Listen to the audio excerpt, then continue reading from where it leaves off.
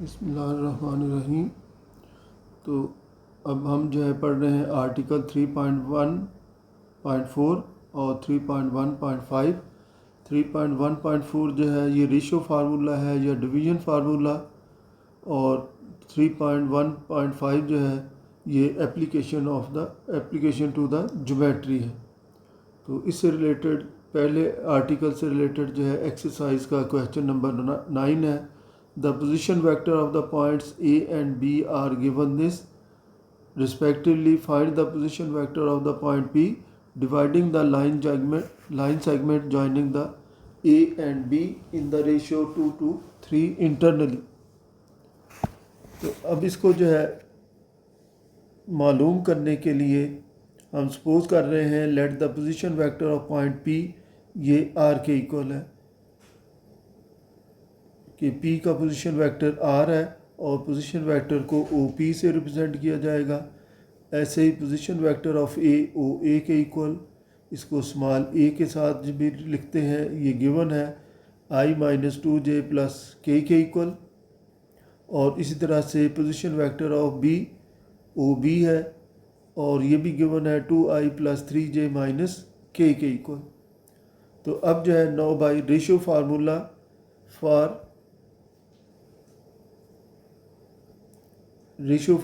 For internal division.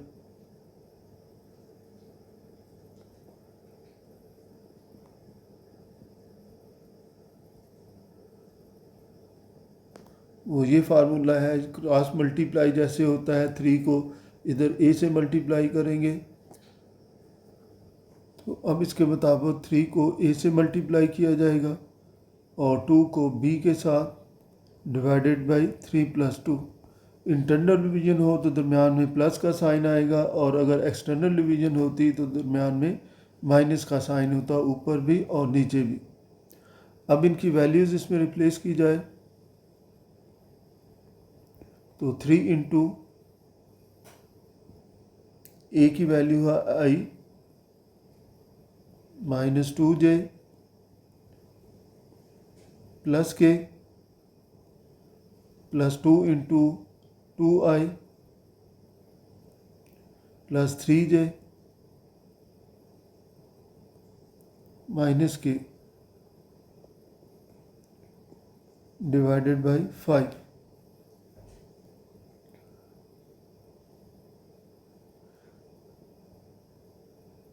तो 3i minus 6j, इसको multiply कर रहे हैं 3 को प्लस 3 के, इसी तरह से 2 को मल्टीप्लाई करें 4i प्लस 6j माइनस 2 के डिवाइडेड बाई 5। तो ये 7i प्लस 0j, क्योंकि ये 6 और 6 कैंसिल हो जाएंगे, और प्लस के डिवाइडेड बाई 5। तो अब 5 को अलग अलग डिवाइड कर दें, 7/5i प्लस 1/5 के। तो this is the required position vector जो इस सवाल में पूछी गई थी कि उस पॉइंट की पोजीशन वेक्टर मालूम करनी है जो 2:3 में जो है इसको 3:2 में इसको डिवाइड कर रहा।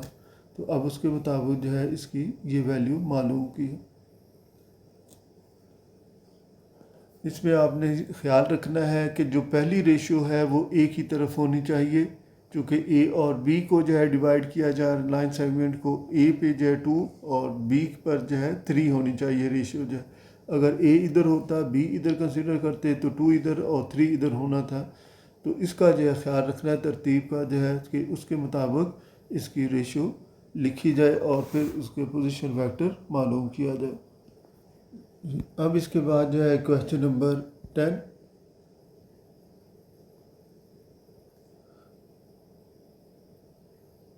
Three vertices of a parallelogram ABC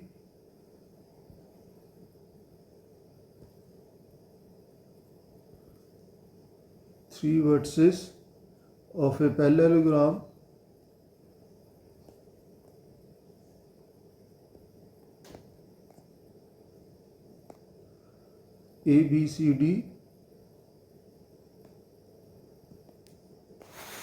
taken in order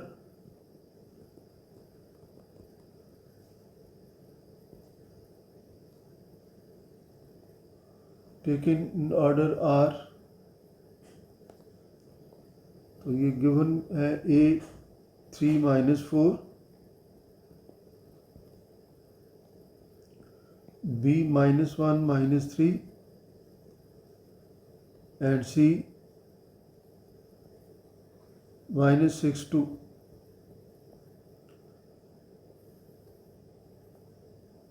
तो इसमें फाइंड करना है, find the fourth vertex d।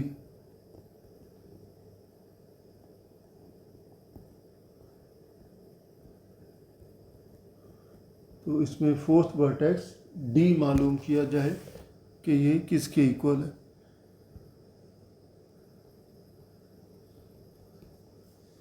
तो इसके लिए अगर हम एक पैरेललोग्राम इसकी बनाएं,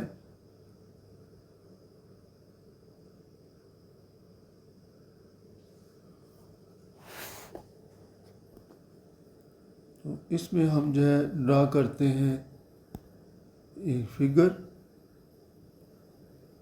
पैरेललोग्राम की जो है फिगर।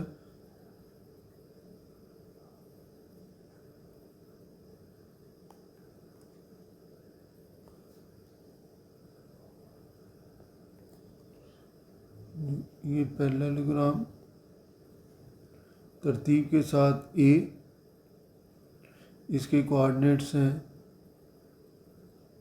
3 - 4, ये बी, इसके कोऑर्डिनेट्स -1 -3 और सी इसके कोऑर्डिनेट्स -6 और 2 और डी है इसके कोऑर्डिनेट्स एक्स एंड वाई जो है हम सपोज कर लेते हैं। तो ये इसके इक्वल दिए गए हैं। अगर इसके वेक्टर बनाएं तो ए बी वेक्टर और ए डी वेक्टर इसमें आ जाएगा, और इसी तरह से डी सी वेक्टर भी हो सकता है, बी सी वेक्टर, और ऐसे ही डी सी वेक्टर भी इसमें हम कह सकते हैं। तो अब इसमें सपोज कर लेते हैं कि let the fourth vertex is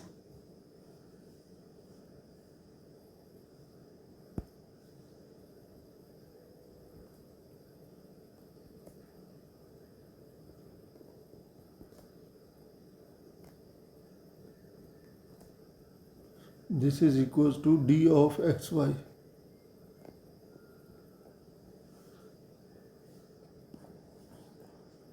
इसमें लिखेंगे कि since A B C D is a parallelogram,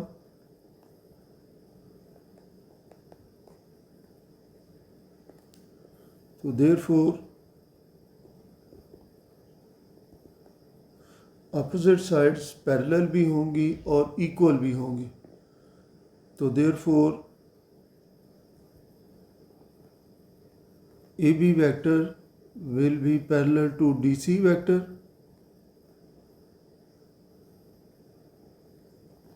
and A D vector will be parallel to B C vector. ये तो बाय डेफिनेशन है कि ये वेक्टर पैरेलल होंगे। और also magnitude of A D vector A B vector will be equals to magnitude of D सी,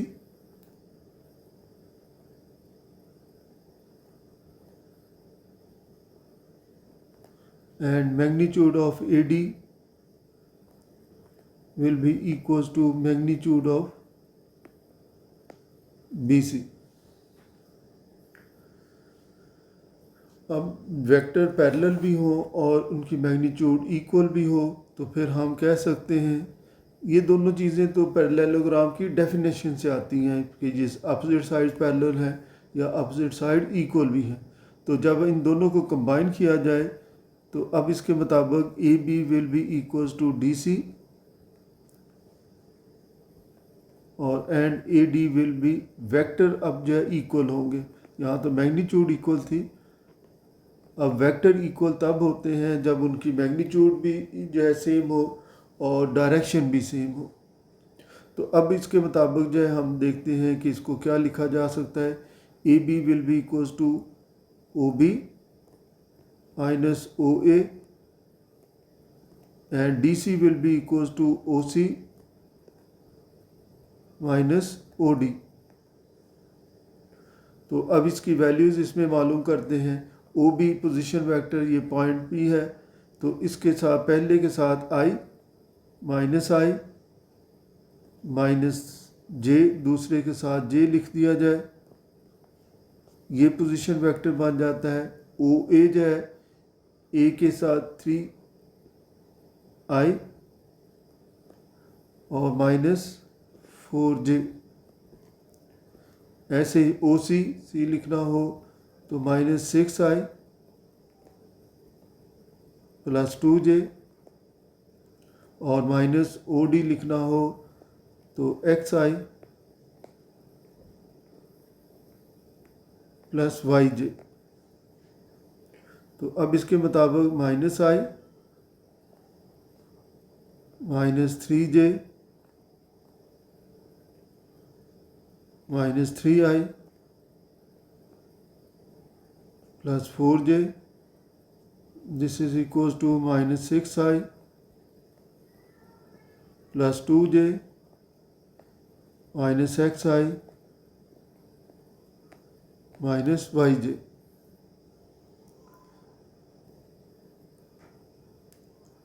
तो जो एक जैसी टर्म्स हैं उनको ऐड कर दें। Minus 4i plus j, this is equals to minus 6 minus x into I और फिर plus 2 minus Y into J. तो since vectors are equal,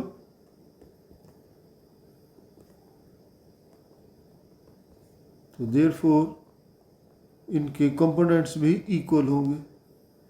therefore minus 4 will be equals to minus 6 minus X and 1 will be equals to 2 minus Y. यानी कि x component के equal होगा, y component के equal होगा।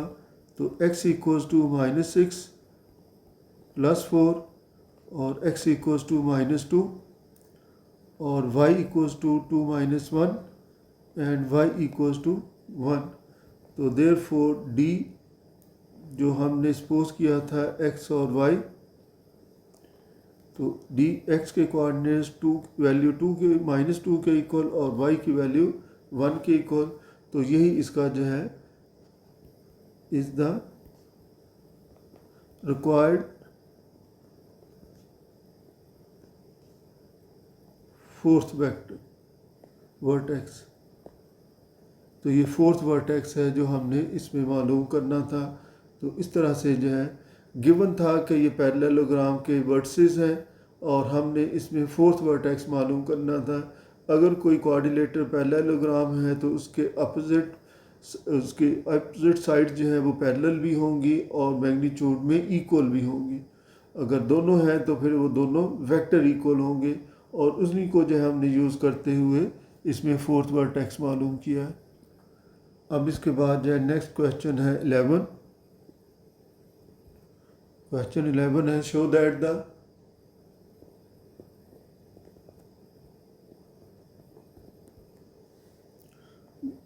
the line segment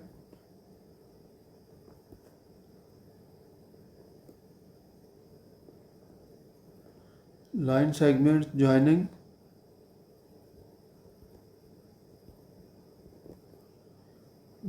the midpoints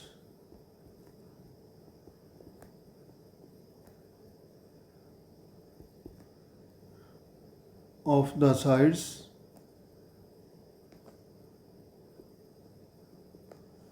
of a quadrilateral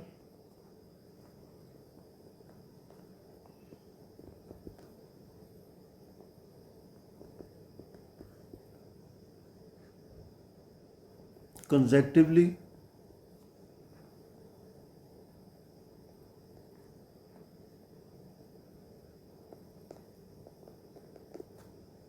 form a parallelogram.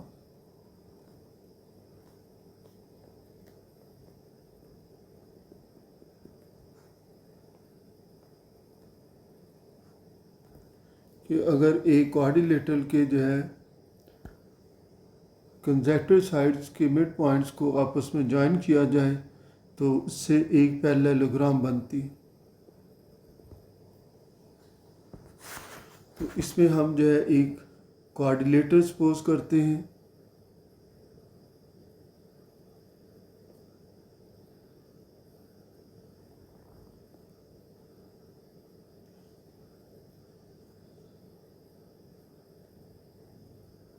Quadrilateral कहते हैं जिसकी 4 sides हो, तो चारों साइड्स कैसी हों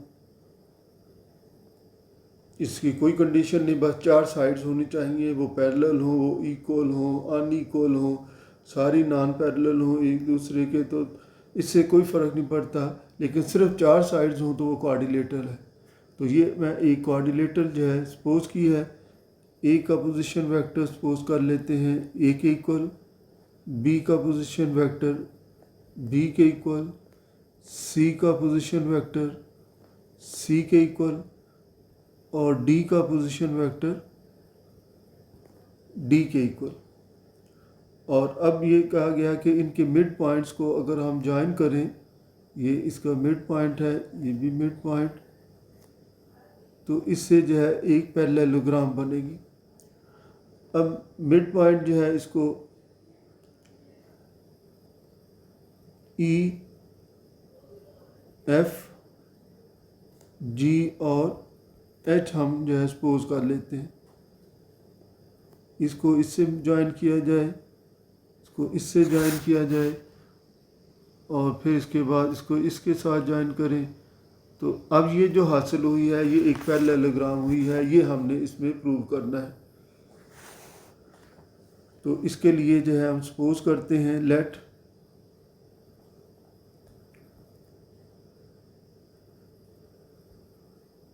ABCD is a quadrilateral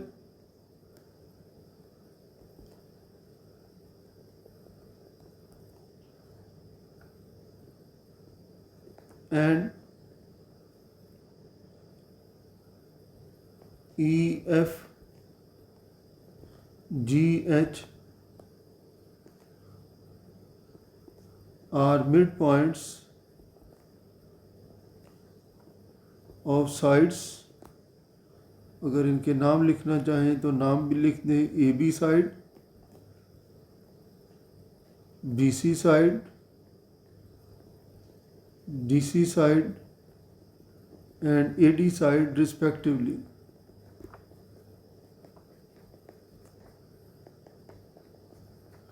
कि ये इनके जो है रिस्पेक्टिवली जो है ये मिड पॉइंट्स है, such that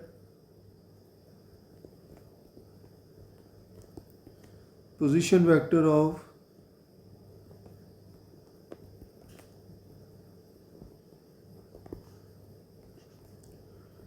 A equals to OA equals to A, position vector of B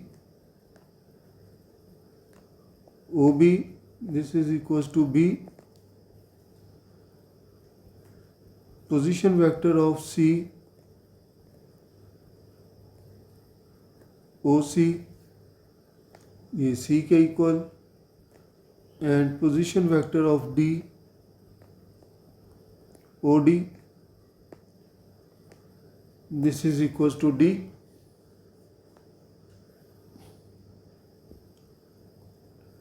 तो then position vector of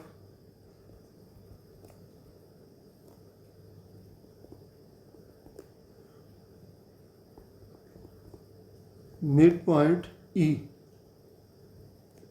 ji E जो है मिड पॉइंट AB का है, तो इसको OE जो है कहा जाएगा कि ये OE जो है इसका पोजीशन वेक्टर बनता है। और अब चूँकि ये दोनों का मिड पॉइंट है तो उसके coordinates A + B divided by 2 होंगे। ऐसे ही position vector of mid point F, और एफ चूँकि जो है बीसी साइड का मिड पॉइंट है तो इसका नाम ओ एफ होगा। तो इसकी वजह से इसके कोऑर्डिनेट, इसका पोजीशन वेक्टर बनेगा B plus C divided by 2 के इक्वल। ऐसे ही पोजीशन वेक्टर ऑफ ई और ई एफ और जी होगा तो ओ जी,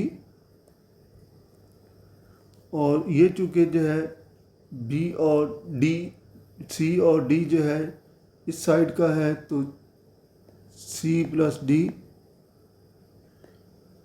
डिवाइडेड बाय 2 के equal. And position vector of mid point H O H होगा, और ये है ए डी जो है इनका मिड पॉइंट है ए डी साइड का तो ए प्लस डी डिवाइडेड बाय 2 के इक्वल।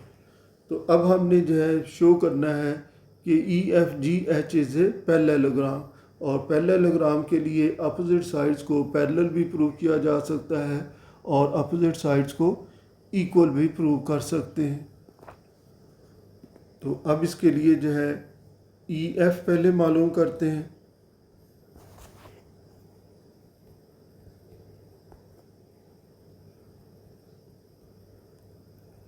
तो this will be equal to O F, बाद वाले पॉइंट के पोजीशन वेक्टर में से पहले पॉइंट का पोजीशन वेक्टर सब्ट्रैक्ट करते हैं, और ओ एफ की वैल्यू है B plus C divided by 2 minus O E जो है ये है A plus B divided by 2। अब इसका जो है एलसीएम लें तो B plus C minus A minus B, तो this is equal to B, B से कट गया तो C minus A divided by 2।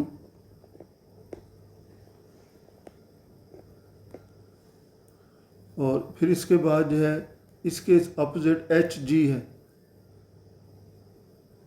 तो H G this will be equal to O G minus O H. O G जो है इसके position vector है C plus D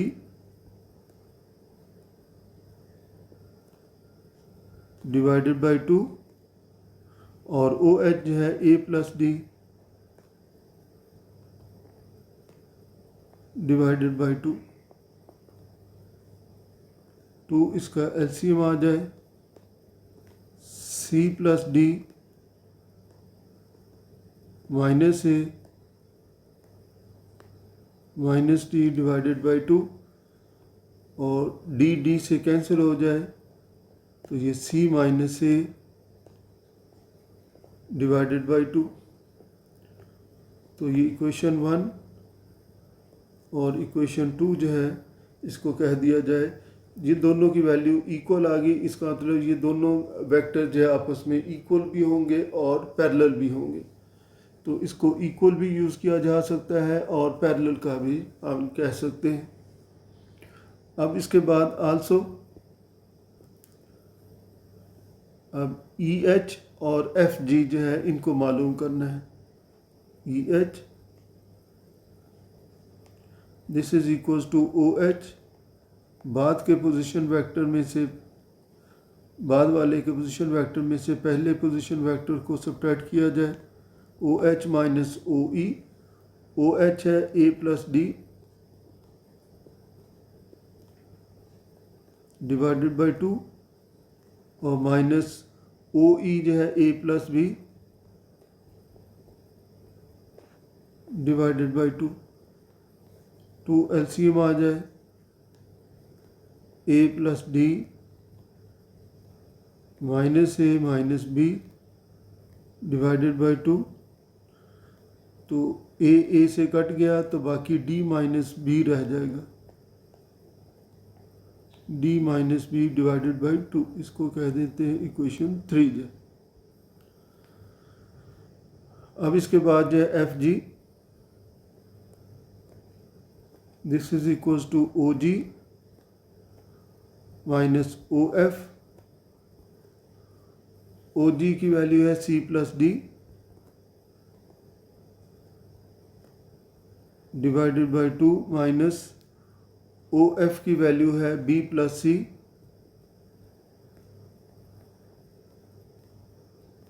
divided by 2। तो इसका एलसीएम आ जाए तो C plus D minus B minus C divided by 2, तो ये भी जो है डी माइनस बी के इक्वल आएगा और इसको कह देते हैं इक्वेशन 4 जो। इक्वेशन 1 और 2 फ्रॉम इक्वेशंस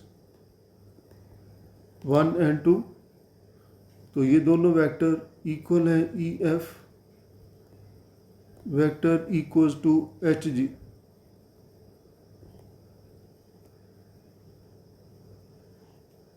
और from equations 3 and 4 E H vector equals to F G. और अगर ये वेक्टर इक्वल हैं तो this implies that E F G H is a parallelogram.